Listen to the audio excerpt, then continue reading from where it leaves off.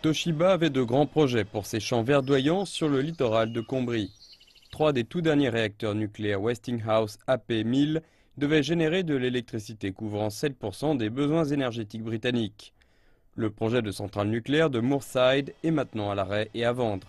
Toshiba a subi plusieurs milliards de pertes. Le partenaire français de ce projet, Engie, s'est retiré de la joint venture et l'américain Westinghouse est au bord de la faillite. À présent, les représentants du géant chinois de l'énergie, State Nuclear Power Technology Corporation, et sa compagnie mère, State Power Investment, sont à Londres pour discuter avec les représentants du Britannic Nuclear Industry Association.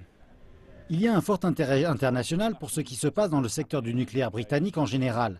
Et je suis sûr que cela fera partie des discussions. Je pense que ce que nous allons faire, comme nous le faisons avec toutes les délégations internationales qui effectuent une visite et souhaitent nous voir, c'est de leur donner un aperçu de ce qui se passe au Royaume-Uni, pour quelles raisons il s'agit d'un bon endroit pour envisager des investissements, pourquoi le nucléaire a de l'avenir au Royaume-Uni et pourquoi cela fait partie intégrante de notre production d'électricité dans le futur. Hinkley Point, dans la région de West Country, est un exemple de la manière dont la production britannique d'électricité est en train de passer au nucléaire et indique également les ambitions chinoises de devenir un fournisseur mondial. CGN, China General Nuclear, y fournit un tiers des 25 milliards de dollars de coûts. Au final, il prévoit de construire une centrale nucléaire dans l'Essex, sur la côte est du Royaume-Uni, avec des technologies et des fonds chinois. Plus que toute autre chose, cette délégation chinoise va tester l'environnement politique, savoir si un engagement chinois dans un nouveau projet d'infrastructure sensible en Grande-Bretagne serait acceptable par le gouvernement.